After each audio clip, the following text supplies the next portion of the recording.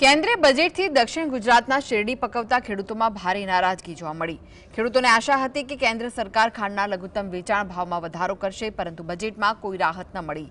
ત્યારે ખેડૂતોનું કહેવું છે કે જો માંગ નહીં સંતોષાય તો સુગર મિલોને તાળા મારવાનો વારો આવશે। દક્ષિણ ગુજરાતની જીવાદોરી સમાન શેરડીનો પાક હવે ખેડૂતો માટે ચિંતાનો વિષય બની ગયો છે। ડાંગર પછી સૌથી વધુ વાવેતર અહીં શેરડીનું થાય છે। ખેડૂતો અને સુગર મિલોને આશા હતી કે આ વખતના બજેટમાં ખાંડના લઘુત્તમ ભાવ, જે હાલ 3100 રૂપિયા છે, તે વધારીને 4000 રૂપિયા કરવામાં આવશે। પરંતુ બજેટમાં આવી કોઈ જાહેરાત ન થતાં ખેડૂતોનું સપનું રોડાયું છે। આજે દર વર્ષે સુગરના દરેક સુગર ફેક્ટરી લગભગ 9 થી 10 સુગર ફેક્ટરી એ મહુવાથી તમે શરૂઆત કરો કે સાયણ હોય, બારડોલી હોય, દરેકને 1 લાખથી 3 લાખ ટન સુધીનો ઉત્પાદનનો ક્રશિંગનો ઘટાડો થયો છે। આને લીધે વહીવટી ખર્ચમાં વધારો થવાનો છે, રિકવરીમાં ઘટાડો છે। આ બધા પાસાને આવરતા આવનારા દિવસોમાં જો આ પ્રતિ કિલોએ ભાવ વધે તો સારો ભાવ ખેડૂતોને આપી શકાતે, પરંતુ બજેટમાં આનો ભાવ વધારો ન થતાં સુગરના સંચાલકો પર ચિંતામાં છે। આ સમસ્યા માત્ર ખેડૂતોની નથી, પણ સુગર મિલોના અસ્તિત્વની પણ છે। ખાંડની લઘુત્તમ કિંમત 3100 રૂપિયા હોવાથી મિલોને પ્રોડક્શન કોસ્ટ સામે મોટું નુકસાન જઈ રહ્યું છે।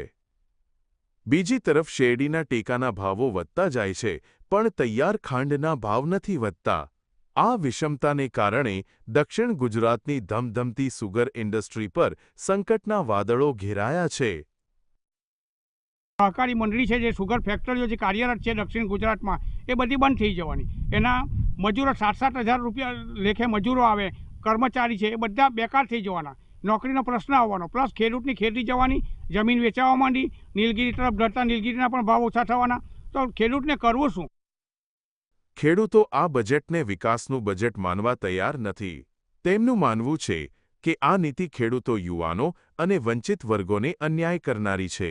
હાલ તો ખેડૂતોની એક જ માંગ છે કે સરકાર તાત્કાલિક અસરથી ખાંડના લઘુત્તમ ભાવમાં વધારો કરે। ખેડૂતોને એક વીંઘામાં 35,000 રૂપિયાનો શેરડીની ખેતી કરવા માટે ખર્ચો થાય છે। હવે 35,000 ને શેરડીનું ઉત્પાદન જે આવવું જોઈએ તે મળતું નથી। ખેડૂતો સ્પષ્ટ ચીમકી આપી રહ્યા છે કે જો સરકાર આ માંગ નહીં સ્વીકારે તો આગામી સમયમાં શેરડીની ખેતી બંધ થશે અને તેની સીધી અસર ગ્રામીણ અર્થતંત્ર પર પડશે। રાજ જાદવ, GSTV, સુરત।